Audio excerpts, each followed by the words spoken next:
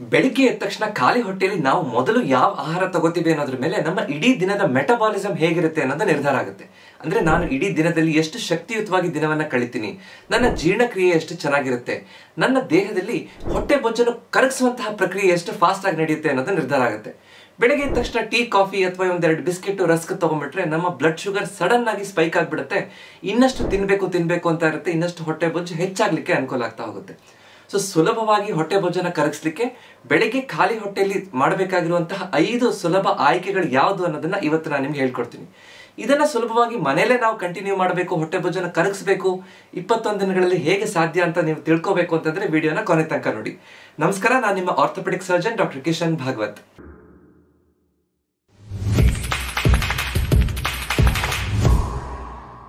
ಈ 5 ಆಯ್ಕೆಗಳನ್ನ ಅರ್ಥ ಮಾಡ್ಕೊಳ್ಳೋಕ್ಕಿಂತ ಮುಂಚೆ ಒಂದು ಚಿಕ್ಕ ಅಪ್ಡೇಟ್. ನವರಾತ್ರಿಯ ಮೊದಲನೇ ದಿನ ಅಂದ್ರೆ ಇದೇ ಸೆಪ್ಟೆಂಬರ್ 22 ಸೋಮವಾರ ಸಂಜೆ 7 ಗಂಟೆಗೆ ನಾನು ಹೊಸದಾಗಿ ಮಾಡಿರುವಂತಹ ಒಂದು ಪ್ರೋಗ್ರಾಮ್ 21 ದಿನಗಳಲ್ಲಿ ಮನೆಯಲ್ಲೇ ಹೇಗೆ ತೂಕವನ್ನು ಇಳಿಸುವಂತಹ ಪ್ರಕ್ರಿಯೆಯನ್ನ ನಾವು ಪ್ರಾರಂಭ ಮಾಡಬಹುದು ಅಂತ. ಅಂದ್ರೆ ನಾವು ಮನೆಯಲ್ಲೇ ಯಾವ ಆಹಾರದಲ್ಲಿ ಬದಲಾವಣೆಗಳನ್ನ ಮಾಡ್ಕೋಬೇಕು, ಜೀವನ ಶೈಲಿ ಹೇಗೆ ರೂಢಿಸ್ಕೋಬೇಕು, ಪ್ರತಿನಿತ್ಯ ಯಾವ ರೀತಿಯಲ್ಲಿ ಹೇಗೆ ಎಲ್ಲಿ ಎಷ್ಟು ವಾಕಿಂಗ್ ಮಾಡಬೇಕು, ಯಾವ ವ್ಯಾಯಾಮಗಳನ್ನ ಮಾಡೋದ್ರಿಂದ ನಾವು ಎಫೆಕ್ಟಿವ್ ಆಗಿ ತೂಕ ಇಳಿಸಬಹುದು, ಪ್ರತಿನಿತ್ಯ ಮೋಟಿವೇಟೆಡ್ ಆಗಿ ಹೇಗಿರಬೇಕು, ಪ್ರತಿನಿತ್ಯ ಮಾಡುವಂತಹದ್ದನ್ನ ನಾವು ರೂಢಿಸ್ಕೊಳ್ಳೋದು ಹೇಗೆ, ಇದೆಲ್ಲದನ್ನು ಒಳಗೊಂಡಿರುವಂತಹ 21 ದಿನದ ಒಂದು ಪ್ರೋಗ್ರಾಮ್ ಅನ್ನ ನಾನು ಮಾಡಿದ್ದೀನಿ. ಪ್ರತಿನಿತ್ಯ ನಿಮ್ಗೆ ವಿಡಿಯೋಗಳು ಬರುತ್ತೆ, ಮೆಸೇಜ್ ಬರುತ್ತೆ, ನಿಮ್ಗೆ ಹ್ಯಾಬಿಟ್ ಟ್ರ್ಯಾಕರ್ ಬರುತ್ತೆ. ಯಾವ ರೀತಿ ನಾನು ಅದನ್ನ ಕಂಟಿನ್ಯೂಸ್ ಆಗಿ ಮಾಡ್ತಾ ಇದ್ದೀನಿ, ನನ್ನ ಆಲೋಚನೆಗಳೇನು, ನನ್ನ ಭಾವನೆಗಳೇನು, ನನ್ನಲ್ಲಿ ಏನು ಬದಲಾವಣೆಗಳಾಗುತ್ತೆ ಅನ್ನೋದನ್ನ ಟ್ರ್ಯಾಕ್ ಮಾಡೋದನ್ನು ಕೂಡ ಕಲಿಸ್ಕೊಡ್ತೀನಿ. ಇದ್ರ ಬಗ್ಗೆ ನಿಮ್ಗೆ ಇಂಟ್ರೆಸ್ಟ್ ಇದೆ ಅಂದ್ರೆ ದಯವಿಟ್ಟು ಎಸ್ ಅಂತ ಕಮೆಂಟ್ ಅಲ್ಲಿ ನನಗೆ ಕಮೆಂಟ್ ಮಾಡಿ ತಿಳಿಸಿ. ಯಾರ್ಯಾರಿಗೆ ಇಂಟ್ರೆಸ್ಟ್ ಇದೆಯೋ, ಯಾರು ಎಸ್ ಅಂತ ಕಮೆಂಟ್ ಮಾಡ್ತಾರೋ ನಾನು ಅದರ ಲಿಂಕ್ ಅನ್ನ ಡೈರೆಕ್ಟ್ ಆಗಿ ನಿಮ್ಗೆ ಕಳಿಸ್ಕೊಡ್ತೀನಿ. ಬೆಳಿಗ್ಗೆ ಎದ್ದ ತಕ್ಷಣ ನಮ್ಮ ಹೊಟ್ಟೆ ಒಂದು ಫಲವತ್ತಾದ ಭೂಮಿ ಇದ್ದಾಗೆ ಅಂತ ಅನ್ಕೊಳ್ಳೋಣ. ನಾವು ಹೇಗೆ ಒಂದು ಭೂಮಿಯಲ್ಲಿ ಒಳ್ಳೆಯ ಆರೋಗ್ಯಕರ ಬೀಜವನ್ನ ಬಿತ್ತಾಗ ಸರಿಯಾದ ರೀತಿಯಲ್ಲಿ ಆ ಒಳ್ಳೆ ಗಿಡ ಬರುತ್ತೋ, ನಮಗೆ ಒಳ್ಳೆ ಫಲ ಸಿಗುತ್ತೋ, ಅದೇ ರೀತಿ ಬೆಳಿಗ್ಗೆ ಎದ್ದ ತಕ್ಷಣ ನಾವು ಏನು ನಮ್ಮ ಹೊಟ್ಟೆಗೆ ಆಹಾರವನ್ನ ಕೊಡ್ತೀವೋ, ಸರಿಯಾಗಿ ಆರೋಗ್ಯಕರ ಒಳ್ಳೆಯ ನಮ್ಮ ದೇಹವನ್ನ ಹೀಲ್ ಮಾಡುವಂತಹ, ಗುಣ ಮಾಡುವಂತಹ, ಚೇತರಿಕೆ ಮಾಡುವಂತಹ ಒಳ್ಳೆಯ ಆಹಾರವನ್ನ ನಾವು ಕೊಟ್ಟಾಗ ಮಾತ್ರ ಇಡೀ ದಿನ ನಮ್ಮ ಆ ಮೆಟಬಾಲಿಸಮ್ಗೆ ಒಳ್ಳೆ ಸಿಗ್ನಲ್ ಸಿಗುತ್ತೆ.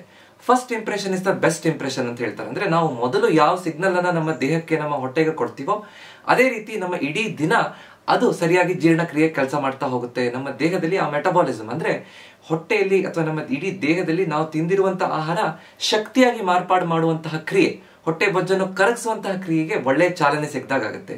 ಅದಕ್ಕೆ ಬೆಳಗ್ಗೆ ಎದ್ದ ತಕ್ಷಣ ನಾವು ಟೀ, ಕಾಫಿ ಅಥವಾ ಯಾವುದೋ ಒಂದು ಸ್ನಾಕ್ ಅನ್ನ ತಗೊಂಡ್ರೆ ಸಡನ್ ಆಗಿ ಬ್ಲಡ್ ಶುಗರ್ ಹೆಚ್ಚಾಗ್ಬಿಡುತ್ತೆ. ಇಡೀ ದಿನ ಆ ಮೆಟಬಾಲಿಸಮ್ಗೆ ಸರಿಯಾದ ಸಿಗ್ನಲ್ ಸಿಗೋದಿಲ್ಲ. ಹೆಚ್ಚು ನನಗೆ ಇನ್ನೂ ಶುಗರ್ ಬೇಕು, ಇನ್ನು ನನಗೆ ನಾನು ತಿಂತಾ ಇರಬೇಕು ಅನ್ನುವಂತಹ ಸಿಗ್ನಲ್ ಸಿಕ್ಕಿದಾಗ ನಮ್ಮ ಹೊಟ್ಟೆ ಬೊಜ್ಜು ಕರಗಿಸುವಂತಹ ಪ್ರಕ್ರಿಯೆ ಸರಿಯಾಗಿ ಆಗೋದಿಲ್ಲ. ಸೊ ಯಾವ 5 ಆಯ್ಕೆಗಳನ್ನ ಮಾಡಬೇಕು ಅನ್ನೋದನ್ನ ಡೀಟೇಲ್ ಆಗಿ ತಿಳ್ಕೊತಾ ಹೋಗೋಣ.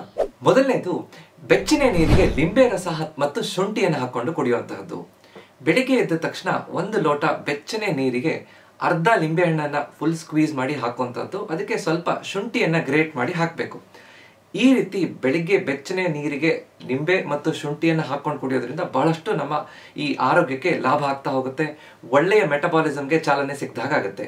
ಹೇಗೆ ಅಂತಂದ್ರೆ ಈ ಲಿಂಬೆ ರಸದಲ್ಲಿರುವಂತಹ ಕೆಮಿಕಲ್ಗಳು, ಅದರಲ್ಲಿರುವಂತಹ ವಿಟಮಿನ್ ಸಿ ನಮ್ಮ ಲಿವರ್ ಅನ್ನ ಸ್ಟಿಮ್ಯುಲೇಟ್ ಮಾಡುತ್ತೆ. ಲಿವರ್, ನಮ್ಮ ಯಕೃತ್ ಅಥವಾ ಲಿವರ್ ಏನಿರುತ್ತೋ ಅದು ಹೊಟ್ಟೆ ಬೊಜ್ಜನ್ನು ಕರಗಿಸ್ಲಿಕ್ಕೆ ಬೇಕಾಗಿರುವಂತಹ ಇಂಜಿನ್ ಅಂತ, ಅದು ಒಳ್ಳೆ ಚಾಲನೆ ಸಿಗುತ್ತೆ. ವಿಟಮಿನ್ ಸಿ ಅಲ್ಲಿ ಆಂಟಿ ಆಕ್ಸಿಡೆಂಟ್ಸ್ ಗಳಿರುತ್ತೆ. ನಮ್ಮ ದೇಹದ ಇಮ್ಯುನಿಟಿ, ರೋಗ ನಿರೋಧಕ ಶಕ್ತಿಯನ್ನ ಚೆನ್ನಾಗಿ ಗಟ್ಟಿಯಾಗಿ ಇಟ್ಕೊಳ್ಳಿಕ್ಕೆ ಬೇಕಾಗಿರುವಂತಹ ಕೆಲವೊಂದಿಷ್ಟು ಅಂಶಗಳಿರುತ್ತೆ. ಸೊ ಅದರಿಂದ ನಮ್ಗೆ ಉಪಯೋಗ ಆಗುತ್ತೆ. ಮತ್ತು ನಾವು ಹಾಕುವಂತಹ ಶುಂಠಿಯನ್ನು ಹಾಕೊಳ್ಳೋದ್ರಿಂದ ಅದು ನಮ್ಮ ಪಚನ ಕ್ರಿಯೆಯನ್ನ ಚೆನ್ನಾಗಿ ಮೇಂಟೈನ್ ಮಾಡುತ್ತೆ. ನಮ್ಮ ದೇಹದಲ್ಲಿ ಬ್ಲಡ್ ಗ್ಲೂಕೋಸ್ ಅನ್ನ ಸರಿಯಾಗಿ ಮೇಂಟೈನ್ ಮಾಡ್ಲಿಕ್ಕೆ, ನಿಧಾನವಾಗಿ ಸಡನ್ ಆಗಿ ಯಾವುದೇ ಸ್ಪೈಕ್ಗಳಾಗದೇ ಇರೋ ರೀತಿಯಲ್ಲಿ ಬ್ಲಡ್ ಗ್ಲೂಕೋಸ್ ಅನ್ನ ಮೇಂಟೈನ್ ಮಾಡಿದಾಗ ಹೊಟ್ಟೆ ಬೊಜ್ಜು ಹೆಚ್ಚು ಶೇಖರಣೆ ಆಗದೆ ಅದನ್ನ ಕರಗಿಸುವಂತಹ ಪ್ರಕ್ರಿಯೆ ಚೆನ್ನಾಗಾಗ್ಲಿಕ್ಕೆ ಅನುಕೂಲ ಆಗ್ತಾ ಹೋಗುತ್ತೆ. ಸೊ ಬೆಳಿಗ್ಗೆ ಎದ್ದ ತಕ್ಷಣ ಲಿಂಬೆ ರಸ ಮತ್ತು ಶುಂಠಿ ಹಾಕೊಳ್ಳೋದ್ರಿಂದ ನಮಗೆ ಹೆಚ್ಚು ಉಪಯೋಗ ಆಗುತ್ತೆ. ಅದರಿಂದ ನಮ್ಮ ಜೀರ್ಣಕ್ರಿಯೆನೂ ಚೆನ್ನಾಗಾಗುತ್ತೆ. ನಮಗೆ ಹೊಟ್ಟೆ ಉಬ್ಬರ ಬರೋದು, ಅಸಿಡಿಟಿ ಆಗುವಂಥದ್ದು, ಗ್ಯಾಸ್ಟ್ರಿಕ್ ಸಮಸ್ಯೆ ಆಗುವಂಥದ್ದು ಇದೆಲ್ಲದೂ ಕಡಿಮೆ ಆದಾಗ ನಮಗೆ ಸರಿಯಾಗಿ ನಾವು ತಿಂದಿರುವಂತಹ ಆಹಾರ, ಒಳ್ಳೆ ಪೋಷಕಾಂಶಗಳು ನಮಗೆ ಸಿಗುತ್ತೆ ಅಂತ ಹೇಳ್ಬೋದು.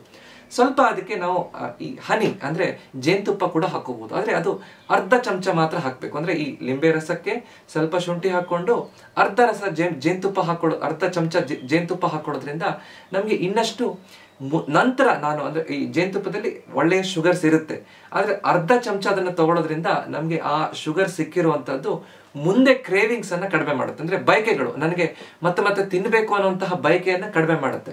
ಆದ್ರೆ ಒಂದು ಚಮಚಕ್ಕಿಂತ ಹೆಚ್ಚು ಜೇನುತುಪ್ಪ ತಿಂದ್ರೆ ಅದರ ನೆಗೆಟಿವ್ ಉಲ್ಟಾ ಎಫೆಕ್ಟ್ ಆಗ್ಬಿಡುತ್ತೆ. ಸೊ ಜೇನುತುಪ್ಪ ಹಾಕೊಳ್ಳೋರು ಅರ್ಧ ಚಮಚ ಮಾತ್ರ ಹಾಕೋಬೇಕು. ಡಯಾಬಿಟಿಸ್ ಇರೋರು ಜೇನುತುಪ್ಪವನ್ನು ಹಾಕೋಬಾರ್ದು. ಕೇವಲ ಲಿಂಬೆ ರಸ ಮತ್ತು ಶುಂಠಿಯನ್ನ ಸುಲಭವಾಗಿ ಸುರಕ್ಷಿತವಾಗಿ ಕುಡಿಬಹುದು. ಎರಡನೇದು ಮೆಂತೆ ನೀರು. ನಾವು ರಾತ್ರಿ 1 ಲೋಟ ನೀರಲ್ಲಿ ಮೆಂತೆ ಬೀಜಗಳನ್ನ ನೆನೆಸಿಡಬೇಕು. ಮಾರನೇ ದಿನ ಆ ಇಡೀ ಲೋಟ ನೀರನ್ನು ಕುಡಿಯೋದ್ರ ಜೊತೆಗೆ ಆ ಮೆಂತೆ ಬೀಜಗಳನ್ನ ಜಗದು ತಿನ್ಬೇಕು. ಇದರಿಂದ ನಮಗೆ ಹಲವಾರು ಲಾಭಗಳಾಗ್ತಾ ಹೋಗುತ್ತೆ. ಈ ಮೆಂತೆ ಬೀಜ ಅಥವಾ ಫೆನುಗ್ರೀಕ್ ಸೀಡ್ಸ್ ಅಂತ ನಾವೇನ್ ಹೇಳ್ತೀವಿ, ಅದರಲ್ಲಿ ಗ್ಯಾಲಕ್ಟೋಮೆನಾನ್ ಅನ್ನುವಂತಹ ಒಂದು ಕೆಮಿಕಲ್ ಇರುತ್ತೆ. ಇದೊಂದು ಸಾಲ್ಯುಬಲ್ ಫೈಬರ್. ಇದು ನಮ್ಮ ರಕ್ತದಲ್ಲಿ ಆ ಸಕ್ಕರೆ ಪ್ರಮಾಣವನ್ನ ಮೇಂಟೈನ್ ಮಾಡ್ಲಿಕ್ಕೆ ಅನುಕೂಲ ಆಗುತ್ತೆ. ಇದರಿಂದ ಹೆಚ್ಚು ಹೊಟ್ಟೆ ಬೊಜ್ಜು ಶೇಖರಣೆ ಆಗೋದಿಲ್ಲ. ನಿಧಾನವಾಗಿ ಆ ಹೊಟ್ಟೆ ಬೊಜ್ಜು ಕರಗಿಸುವಂತಹ ಪ್ರಕ್ರಿಯೆ ಕಂಟಿನ್ಯೂ ಆಗ್ಲಿಕ್ಕೆ ಅನುಕೂಲ ಆಗ್ತಾ ಹೋಗುತ್ತೆ. ಈ ಮೆಂತೆ ಬೀಜಗಳನ್ನು ತಿನ್ನೋದ್ರಿಂದನೂ ಕೂಡ ನಮ್ಮ ಹೊಟ್ಟೆ ಫುಲ್ ಅನ್ಸುತ್ತೆ. ನಾನು ಮತ್ತೆ ತಿನ್ನುವಂತಹ ಹಂಗರ್ ಕ್ಯೂಸ್ ಅಂತ ಏನ್ ಹೇಳ್ತೀವಿ, ಅಂದ್ರೆ ನನಗೆ ಪದೇ ಪದೇ ತಿನ್ಬೇಕು ಅಂತ ಹಸಿವಾಗುವಂತದ್ದು ಕಡಿಮೆ ಆಗುತ್ತೆ. ಆವಾಗ ನಾವು ತಿನ್ನುವಂತಹ ಆಹಾರದ ಪ್ರಮಾಣ ಕಡಿಮೆ ಆಗುತ್ತೆ. ಮೆಂತೆ ನೀರನ್ನು ಕುಡಿಯೋದ್ರಿಂದ ಚೆನ್ನಾಗಿ ಪಚನ ಕ್ರಿಯೆ ಚೆನ್ನಾಗುತ್ತೆ, ಡೈಜೆಷನ್ ಚೆನ್ನಾಗುತ್ತೆ, ಸರಿಯಾದ ರೀತಿಯಲ್ಲಿ ಪೋಷಕಾಂಶಗಳು ನಮ್ಮ ದೇಹದಲ್ಲಿ ಹೀರ್ಕೊಳ್ಳುತ್ತೆ. ಹೊಟ್ಟೆ ಉಬ್ಬರ ಬರೋದು, ಬ್ಲೋಟಿಂಗ್, ಗ್ಯಾಸ್ ಆಗುವಂಥದ್ದು ತೊಂದರೆ ಆಗೋದಿಲ್ಲ. ಸೊ ಸುಲಭವಾಗಿ ನಾವು ಬೆಳಗ್ಗೆ ಎದ್ದು ಏನೋ ಟೀ, ಕಾಫಿ, ಬಿಸ್ಕೆಟ್ ಅದನ್ನ ತಗೊಳ್ಳೋದಕ್ಕಿಂತ ಬೆಳಗ್ಗೆ ಎದ್ದ ತಕ್ಷಣ ಬಿಸಿನೀರಲ್ಲಿ ಸ್ವಲ್ಪ ಈ ನಿಂಬೆ ರಸ ಹಾಕೊಂಡು ಶುಂಠಿ ಹಾಕೊಂಡು ಕುಡಿಯೋದ್ರಿಂದ, ಈ ಮೆಂತೆ ನೀರನ್ನು ಕುಡಿಯೋದ್ರಿಂದ ಸುಲಭವಾಗಿ ನಮ್ಮ ದೇಹ ತೂಕವನ್ನು ಇಳಿಸ್ಲಿಕ್ಕೆ ಅನುಕೂಲ ಆಗ್ತಾ ಹೋಗುತ್ತೆ. ಮೂರನೇದು ಜೀರಿಗೆ ನೀರು. 1 ಲೋಟ ನೀರಿಗೆ ಒಂದು ಟೀ ಸ್ಪೂನ್ ಜೀರಿಗೆಯನ್ನು ಹಾಕೊಂಡು ಒಂದು 5 ನಿಮಿಷ ಅದನ್ನ ಕುದಿಸ್ಕೊಂಡು ನಂತರ ಅದನ್ನ ಆರಿಸಿ ಕುಡಿಯೋದ್ರಿಂದ ನಮ್ಮ ಈ ಫ್ಯಾಟ್ ಬರ್ನಿಂಗ್ ಅಂದ್ರೆ ಹೊಟ್ಟೆ ಬೊಜ್ಜನ್ನು ಕರಗಿಸ್ಲಿಕ್ಕೆ ಬೇಕಾಗಿರುವಂತಹ ಮೆಟಬಾಲಿಸಮ್ ಏನಿರುತ್ತೋ ಅದಕ್ಕೆ ಬೇಕಾಗಿರುವಂತಹ ಎಂಜೈಮ್ಗಳು, ಕೆಮಿಕಲ್ಗಳು, ಆ ಎಂಜೈಮ್ಗಳು ಚುರುಕಾಗ್ಲಿಕ್ಕೆ ಅನುಕೂಲ ಆಗ್ತಾ ಹೋಗುತ್ತೆ. ಆವಾಗ ಹೊಟ್ಟೆ ಬೊಜ್ಜನ್ನು ಕರಗಿಸುವಂತಹ ಪ್ರಕ್ರಿಯೆ ಬೆಳಗ್ಗೆಯಿಂದನೇ ಶುರುವಾಗ್ಲಿಕ್ಕೆ ಅನುಕೂಲ ಆಗುತ್ತೆ. ಇದರ ಜೊತೆಗೆ ಓಂ ಕಾಳು ಅಥವಾ ಅಜ್ವೈನ್ ಅಂತ ಏನ್ ಹೇಳ್ತೀವಿ, ಓಂ ಕಾಳನ್ನ ಹಾಕೋದ್ರಿಂದನೂ ಕೂಡ ಥೈಮಾಲ್ ಅನ್ನುವಂತಹ ಒಂದು ಕಾಂಪೌಂಡ್ ನಮ್ಮ ದೇಹದಲ್ಲಿ ಆ ಓಂ ಕಾಳಲ್ಲಿ ಇರುತ್ತೆ. ಅದು ನಮ್ಮ ಹೊಟ್ಟೆ ಉಬ್ಬರ ಬರುವಂತಹದ್ದು, ಈ ಪಚನ ಕ್ರಿಯೆಯಲ್ಲಿ ಸ್ವಲ್ಪ ನಮ್ಗೆ ಇಂಡೈಜೆಷನ್, ಸರಿಯಾಗಿ ಜೀರ್ಣಕ್ರಿಯೆ ಆಗ್ತಾ ಇಲ್ಲ, ಅದೆಲ್ಲ ಇದ್ದಾಗ ಅದನ್ನ ಸರಿಪಡಿಸ್ಲಿಕ್ಕೆ ಉಪಯೋಗ ಆಗುತ್ತೆ. ಸೊ ಜೀರಿಗೆ ಮತ್ತು ಓಂ ಕಾಳು ಇದನ್ನ ಸೇರಿಸ್ಕೊಂಡು ಕುಡಿಯುವಂತಹ ನೀರಿಂದ ನಮ್ಗೆ ಈ ಹೊಟ್ಟೆ ಉಬ್ಬರ ಬರುವಂತವ್ರಿಗೆ, ಗ್ಯಾಸ್ ಆಗುತ್ತೆ, ನನಗೆ ಹೊಟ್ಟೆ ಊಟ ಮಾಡಿದ ತಕ್ಷಣ ಹೊಟ್ಟೆಲಿ ಒಂಥರ ತೊಂದರೆ ಆಗ್ತಾ ಇದೆ ಅಂತ ಅನ್ನೋಂಥವ್ರು ಇದನ್ನ ಕುಡಿಯೋದ್ರಿಂದ ಅನುಕೂಲ ಆಗುತ್ತೆ. ಸೊ ಖಾಲಿ ಹೊಟ್ಟೆಲಿ ಇದನ್ನ ಕುಡಿಯೋದ್ರಿಂದ ಇಡೀ ದಿನ ನನ್ನ ಪಚನ ಕ್ರಿಯೆ ಚೆನ್ನಾಗುತ್ತೆ. ಪಚನ ಕ್ರಿಯೆ ಚೆನ್ನಾಗಿದೆ ಅಂತಂದ್ರೆ ಈ ಹೊಟ್ಟೆ ಬೊಜ್ಜು ಕರಗಿಸುವಂತಹ ಪ್ರಕ್ರಿಯೆ ಸರಿಯಾಗಿ ದೇಹದಲ್ಲಿ ಆಗ್ಲಿಕ್ಕೆ ಅನುಕೂಲ ಆಗುತ್ತೆ. ನಾಲ್ಕನೇದು ಅಲೋವೆರಾ ಮತ್ತು ಆಮ್ಲಾ ಜ್ಯೂಸ್. ಅಲೋವೆರಾ ಅಂದ್ರೆ ಲೋಳೆ ಸರ ಅಂತ ಹೇಳ್ತೀವಿ, ಆದ್ರೆ ಅಲೋವೆರಾ ಜ್ಯೂಸು ಪೇಟೆಯಲ್ಲಿ ಸಿಗುತ್ತೆ. ಇದೇ ರೀತಿ ನೆಲ್ಲಿಕಾಯಿ ಆಮ್ಲ ಅದರ ಜ್ಯೂಸು ಕೂಡ ಪೇಟೆಯಲ್ಲಿ ಸಿಗುತ್ತೆ.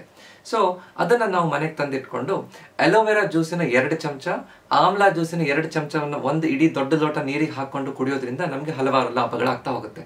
ಈ ಅಲೋವೆರಾ ಅನ್ನುವಂಥದ್ದು ನ್ಯಾಚುರಲ್ ಡಿಟಾಕ್ಸಿಫೈಯರ್, ಅಂದ್ರೆ ನಮ್ಮ ದೇಹದಲ್ಲಿರುವಂತಹ ವಿಷ ಪದಾರ್ಥಗಳನ್ನ ತೆಗೆದುಹಾಕ್ಲಿಕ್ಕೆ, ನಮ್ಮ ಈ ಪಚನ ಕ್ರಿಯೆನ ಚೆನ್ನಾಗಿ ಇಟ್ಕೊಳ್ಳಿಕ್ಕೆ, ಅದಕ್ಕೆ ಬೇಕಾಗಿರುವಂತಹ ಎಂಜೈಮ್ಸ್ ಗಳನ್ನ ಸರಿಯಾಗಿ ಮೇಂಟೈನ್ ಮಾಡ್ಲಿಕ್ಕೆ ಬಹಳ ಚೆನ್ನಾಗಿ ಕೆಲಸ ಮಾಡುತ್ತೆ.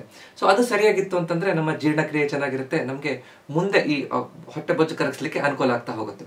ಅದೇ ರೀತಿ ಈ ಆಮ್ಲ ಅಥವಾ ನೆಲ್ಲಿಕಾಯಲ್ಲಿ ತುಂಬಾ ವಿಟಮಿನ್ ಸಿ ನಮ್ಗೆ ಬಹಳ ಚೆನ್ನಾಗಿ ಸಿಗುತ್ತೆ. ವಿಟಮಿನ್ ಸಿ ನಮ್ಮ ದೇಹದಲ್ಲಿ ಎಲ್ಲಾ ಕ್ರಿಯೆಗಳಿಗೂ ಬೇಕು. ಮುಖ್ಯವಾಗಿ ದೇಹದ ರೋಗ ನಿರೋಧಕ ಶಕ್ತಿ ಚೆನ್ನಾಗಿ ಇಟ್ಕೊಳ್ಳಿಕ್ಕೆ, ಆಂಟಿ ಆಕ್ಸಿಡೆಂಟ್ ಕ್ರಿಯೆಗೆ ಬಹಳ ಚೆನ್ನಾಗಿ ಈ ವಿಟಮಿನ್ ಸಿ, ಆಮ್ಲದಲ್ಲಿರುವಂತಹ ವಿಟಮಿನ್ ಸಿ ಉಪಯೋಗ ಆಗುತ್ತೆ. ಆಕ್ಸಿಡೇಟಿವ್ ಸ್ಟ್ರೆಸ್ ನಮ್ಮ ದೇಹದಲ್ಲಿ ತುಂಬಾ ಇರುತ್ತೆ, ಅದೆಲ್ಲ ಸರಿಯಾದಾಗ ಈ ಫ್ಯಾಟ್ ಮೆಟಬಾಲಿಸಮ್, ಈ ಹೊಟ್ಟೆ ಬೊಜ್ಜು ಕರಗಲಿಕ್ಕೆ ಅನುಕೂಲ ಆಗ್ಲಿಕ್ಕೆ ಸಹಾಯ ಆಗ್ತಾ ಹೋಗುತ್ತೆ. ಸೊ ಅದಕ್ಕೋಸ್ಕರ ಈ ಅಲೋವೆರಾ ಮತ್ತು ಆಮ್ಲ, ಈ ನೆಲ್ಲಿಕಾಯಿ ಮತ್ತು ಲೋಳೆ ಸರದ ಜ್ಯೂಸ್ ಅನ್ನ ನಾವು ಪ್ರತಿದಿನ ಬೆಳಿಗ್ಗೆ ಕುಡಿಯೋದ್ರಿಂದ ನಮ್ಮ ಆ ದಿನಕ್ಕೆ ಸರಿಯಾದ ಮೆಟಬಾಲಿಸಮ್ಗೆ ಒಳ್ಳೆ ಚಾಲನೆ ಕೊಡ್ಲಿಕ್ಕೆ ಅನುಕೂಲ ಆಗುತ್ತೆ. 5ನೇದು ನೆನೆಸಿಟ್ಟಂತಹ ಬಾದಾಮ್ ಮತ್ತು ದ್ರಾಕ್ಷಿ. ನಾವು ರಾತ್ರಿ 5 ಬಾದಾಮನ್ನ ನೀರಲ್ಲಿ ಹಾಕಿ ನೆನೆಸಬೇಕು. ಅದೇ ರೀತಿ 5 ದ್ರಾಕ್ಷಿ, ಒಣ ದ್ರಾಕ್ಷಿಯನ್ನ ನೆನೆಸಿಟ್ಟಿರ್ಬೇಕು. ಮಾರನೇ ದಿನ ಬೆಳಿಗ್ಗೆ ಎದ್ದು ಆ ಬಾದಾಮನ್ನ ಏನು ಸಿಪ್ಪೆ ತೆಗೆದು ಬಾದಾಮನ್ನ ತಿನ್ಬೇಕು. ಅದೇ ರೀತಿ ಆ ನೆನೆಸಿಟ್ಟಿರುವಂತಹ ದ್ರಾಕ್ಷಿಯನ್ನ ಮತ್ತು ದ್ರಾಕ್ಷಿಯನ್ನ ನೆನೆಸಿಟ್ಟಂತಹ ನೀರನ್ನ ಕುಡಿಬೇಕು. ಇದರಿಂದ ನಮ್ಗೆ ಅನುಕೂಲ ಆಗುತ್ತೆ. ಹೇಗೆ ನೋಡೋಣ. ಈ ಬಾದಾಮಲ್ಲಿ ಹೆಲ್ದಿ ಫ್ಯಾಟ್ಸ್ ಮತ್ತು ಪ್ರೋಟೀನ್ ಇರುತ್ತೆ ಮತ್ತು ಬೇಕಾಗಿರುವಂತಹ ಹಲವಾರು ವಿಟಮಿನ್ಗಳು ಅದರಲ್ಲಿ ಸಿಗುತ್ತೆ. ಒಳ್ಳೆಯ ಆರೋಗ್ಯಕ್ಕೆ ಬೇಕಾಗಿರುವಂತಹ ಪ್ರೋಟೀನ್ ಮತ್ತು ಕೊಬ್ಬಿನ ಅಂಶ ಅದರಿಂದ ಸಿಗುತ್ತೆ. ಸೊ ಅದರಿಂದ ನಮ್ಗೆ ಉಪಯೋಗ ಆಗುತ್ತೆ. ಅದರ ಜೊತೆಗೆ ಈ ದ್ರಾಕ್ಷಿಯಲ್ಲಿ ಏನು ನಾವು ನೆನೆಸಿಟ್ಟಿರುವಂತಹ ದ್ರಾಕ್ಷಿ ಇರುತ್ತೋ ಅದರಲ್ಲಿ ಸಾಲ್ಯುಬಲ್ ಫೈಬರ್ ಇರುತ್ತೆ. ನಾವು ದ್ರಾಕ್ಷಿ ತಿಂದ್ರೆ ನನಗೆ ಶುಗರ್ ಜಾಸ್ತಿ ಆಗುತ್ತಲ್ಲ ಅಂತ ನಿಮಗೆ ಡೌಟ್ ಬರ್ಬೋದು. ಖಂಡಿತ ಹೆಚ್ಚು ತಿಂದ್ರೆ ಆ ತರ ಆಗ್ಬೋದು. 5 ದ್ರಾಕ್ಷಿಯನ್ನ ಕರೆಕ್ಟ್ ಆಗಿ ತಗೊಳ್ಳೋದ್ರಿಂದ ಅದರಲ್ಲಿ ಸಾಲ್ಯುಬಲ್ ಫೈಬರ್ ಇರುತ್ತೆ. ಅದು ಸಕ್ಕರೆಯನ್ನ ರಕ್ತದಲ್ಲಿ ಪ್ರಮಾಣವನ್ನ ಮೇಂಟೈನ್ ಮಾಡುತ್ತೆ. ನ್ಯಾಚುರಲ್ ಸ್ವೀಟ್ನೆಸ್ ಅನ್ನ ಬೆಳಿಗ್ಗೆ ನಾವು ಅದನ್ನ ಸರಿಯಾಗಿ ತಗೊಳ್ಳೋದ್ರಿಂದ, ಫೈಬರ್ ಜೊತೆಗೆ ಅದು ತಗೊಳ್ಳೋದ್ರಿಂದ ನಿಧಾನವಾಗಿ ಬ್ಲಡ್ ಗ್ಲೂಕೋಸ್ ಅನ್ನ ಮೇಂಟೈನ್ ಮಾಡೋದ್ರಿಂದ ಮತ್ತೆ ನಾನು ಸ್ವೀಟ್ ತಿನ್ಬೇಕು ಅನ್ನುವಂತಹ ಕ್ರೇವಿಂಗ್, ಬಯಕೆಯನ್ನ ಕಡಿಮೆ ಮಾಡುತ್ತೆ. ಅದರಲ್ಲಿ ಹಲವಾರು ಖನಿಜಾಂಶಗಳು ಕೂಡ ಸಿಗುತ್ತೆ. ಮತ್ತು ಅದನ್ನ ನೆನೆಸಿಟ್ಟಿರುವಂತಹ ನೀರನ್ನ ನಾವು, ಅದು ಆಲ್ಕಲೈನ್ ಆಗಿರುತ್ತೆ ವಾಟರ್, ಆ ಆಲ್ಕಲೈನ್ ನೀರನ್ನ ಕುಡಿಯೋದ್ರಿಂದ ನಮಗೆ ಆಸಿಡಿಟಿಯನ್ನ ಕಡಿಮೆ ಮಾಡಲಿಕ್ಕೆ, ಬೆಳಿಗ್ಗೆ ಎದ್ದ ತಕ್ಷಣ ಹೊಟ್ಟೆ ಗ್ಯಾಸ್ ಆಗುತ್ತೆ, ನನಗೆ ಅಸಿಡಿಟಿ ಆಗುತ್ತೆ ಅಂದ್ರೆ ಆ ನೀರನ್ನು ಕುಡಿಯೋದ್ರಿಂದ ನಮಗೆ ಅನುಕೂಲ ಆಗ್ತಾ ಹೋಗುತ್ತೆ. ಸೊ ಬಾದಾಮಲ್ಲಿ ಹಲವಾರು ಪೋಷಕಾಂಶ ಸಿಗುತ್ತೆ. ಅದೇ ರೀತಿ ಅಕ್ರೋಡ್ ಅಥವಾ ವಾಲ್ನಟ್ ಅನ್ನು ನಾವು ಕೂಡ ತಗೋಬಹುದು. ಅಂದ್ರೆ ಅದು ಎಷ್ಟು ತಗೋತೀವಿ, ಬಾದಾಮ್ ತುಂಬಾ ತಿಂದ್ಬಿಟ್ರು ಅದು ಕ್ಯಾಲರಿ ಡೆನ್ಸ್ ಅಂತ ಹೇಳ್ತೀವಿ, ಹೆಚ್ಚು ಕ್ಯಾಲರಿಗಳು ಬಂದ್ಬಿಡುತ್ತೆ. ಸೊ ಬಾದಾಮ್ ಆದ್ರೆ 5 ಬಾದಾಮ್, ಅಥವಾ ವಾಲ್ನಟ್ ಆದ್ರೆ 1 ವಾಲ್ನಟ್ ಅನ್ನ ತಗೋಬಹುದು. 1 ವಾಲ್ನಟ್ ಅಂದ್ರೆ 2 ಅರ್ಧ ಪೀಸ್ ಅಂತಂದ್ರೆ 1 ಇಡೀ ವಾಲ್ನಟ್ ಅನ್ನ, ಈ ಅಕ್ರೋಡ್ ಅನ್ನ ತಗೊಳ್ಳೋದ್ರಿಂದನೂ ಕೂಡ ಅದರಲ್ಲಿ ಒಮೆಗಾ 3 ಫ್ಯಾಟಿ ಆಸಿಡ್ ಸಿಗುತ್ತೆ. ಅದೆಲ್ಲದೂ ಕೂಡ ನಮ್ಮ ದೇಹದ ಇಡೀ ಮೆಟಬಾಲಿಸಮ್ಗೆ ಚೆನ್ನಾಗಿ ಉಪಯೋಗ ಆಗೋ ರೀತಿಯಲ್ಲಿ ಕೆಲಸ ಮಾಡ್ತಾ ಹೋಗುತ್ತೆ. ಸೊ ಇಡೀ ವಾಲ್ನಟ್ ತಗೊಳ್ಳೋದು, ಬಾದಾಮು ತಗೊಳ್ಳೋದು ಎಲ್ಲದೂ ಮಾಡಿದ್ರೆ ಹೆಚ್ಚಾಗುತ್ತೆ. ನೀವು ವಾಲ್ನಟ್ 1 ತಗೋತೀರಿ ಅಂತಂದ್ರೆ 2 ಅಥವಾ 3 ಪೀಸ್ ಬಾದಾಮನ್ನ ತಗೋಬಹುದು, ಅಥವಾ 5 ಬಾದಾಮ್ ಮತ್ತು 5 ದ್ರಾಕ್ಷಿ ಕರೆಕ್ಟ್ ಅಂತ ಹೇಳ್ಬೋದು.